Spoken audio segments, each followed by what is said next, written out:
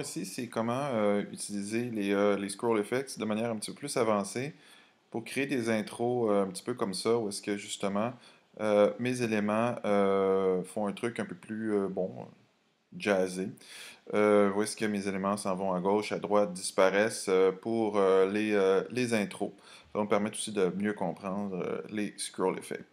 Donc, dans Muse, ici, je vais aller avec mon layout vierge. Donc, j'ai un layout un petit peu comme ça ici. En passant, le triangle comme ça, j'ai été dans Illustrator, j'ai fait une étoile, j'ai utilisé mes flèches de raccourci clavier pour faire une étoile, seulement un triangle, et puis le modifier, le copier-coller dans Muse, donc ça devient un SVG. Alors ensuite, ce que je vais faire, c'est que je vais donner différentes indications à mes éléments. Donc, ici, je vais surtout travailler avec mouvement final. Donc, le précédent tuto, j'ai travaillé avec les mouvements initiaux parce que ce que je voulais, c'est que mes pages arrivent. Là, ce que je veux, c'est qu'ils s'en aillent. Alors, donc, je vais cliquer sur mes éléments. Ici, je vais commencer par mon premier paragraphe. Je vais travailler sur mon mouvement ici.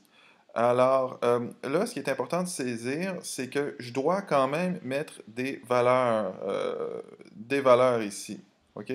Donc, moi, au début, je mets un 1 par rapport à ce mouvement-là. Admettons, ce que ça va faire, le 1, c'est que ça va faire que ça va s'en aller avec le navigateur.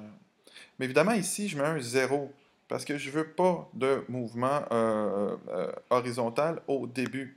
OK? Parce que mettons qu'il y a un 1 puis un 1 ici. OK? On va aller voir qu'est-ce que ça va, on va aller voir qu'est-ce que ça va faire. Si je mets un 2, 2, 2, 1, voilà, Muse travaille un petit peu, fichier, visualiser la page dans le navigateur. J'utilise pas la petite ligne aperçue parce que je trouve que pour les scroll effects, là, c'est particulièrement, ça leur rend pas justice. Donc, vous voyez ici, s'il y a un 1, ce que ça fait, c'est que ça s'en va. Dans le fond, le 1 va dire à la page, je veux que tu glisses à l'horizontale. OK? Donc, si on veut pas que ça glisse à l'horizontale au niveau initial, il faut vraiment lui mettre un 0 pour dire pas de mouvement horizontal. OK? Bon, alors là, ensuite, ça va être au niveau du mouvement final que je vais travailler. Je vais vous expliquer comment. Ensuite, ma position clé, je vais la fixer. Moi, ce que je veux, c'est que lorsque finalement mon espace pour pour la vie arrive à peu près à la hauteur de cette bande-ci, qu'il s'en aille. Bon, je peux prendre un petit carré ici, me donner un petit gauge comme ça ici. Alors, je le vois, mon carré faisait 36 pixels. Je peux même le mettre ici, l'utiliser comme guide.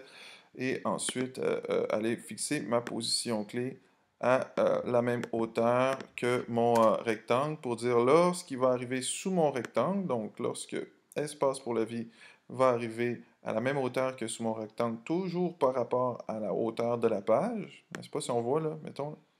Voyez-vous, ça fait ça ici. Donc, exactement lorsqu'il arrive en dessous, pac, là, le mouvement s'amorce. OK? Donc, là, à ce moment-là, je vais aller travailler mon mouvement final. OK? Alors là, mon mouvement final, ici, est-ce que je veux qu'il y ait un scroll horizontal, vertical? Donc, si je mets 1 ici, on va aller voir. Si je mets 1 ici et que je fais ma prévisualisation, OK, et 0. Donc, ce qu'on voit, c'est qu'au final, oups, il s'en va. OK, donc il y a un mouvement qui s'en va, qui correspond au mouvement naturel du navigateur vers le haut. Et il n'y a pas de mouvement horizontal parce que c'est à 0. Alors moi, c'est un petit peu le contraire que je veux. Je ne voudrais pas de mouvement vertical et je voudrais un mouvement horizontal vers la gauche très très rapide. Donc ce que je vais faire, c'est que je vais cliquer sur ma gauche. Ici, je vais mettre 6 fois. Donc 6 fois, c'est vraiment très rapide. Ce qu'on va voir, c'est que ici, si je fais ma prévisualisation dans le navigateur, ok, donc initialement, il arrive au bon endroit parce que j'ai un 1 au niveau de la position initiale verticale. Et ensuite, dès que je scroll horizontalement, mon truc s'en va vers la gauche 6 fois plus vite que ce que l'utilisateur verrait normalement. Voilà. OK? Donc, 6 fois plus vite que ce que l'utilisateur verrait normalement. Je vais faire la même chose pour mon texte ici. Donc, je coche mouvement. Je veux de la même manière, je veux qu'il y ait un mouvement initial normal. Donc, le mouvement normal initial, si je veux qu'il apparaisse au bon endroit, donc 1 et 0. OK? Donc, c'est ça le normal. Ensuite, ma position clé, j'ai été prendre la même mesure que mon texte du haut. Alors, comme ça va être synchronisé. Donc, on la voit, la mesure 20 pixels. Donc, j'y vais pour 20 pixels aussi.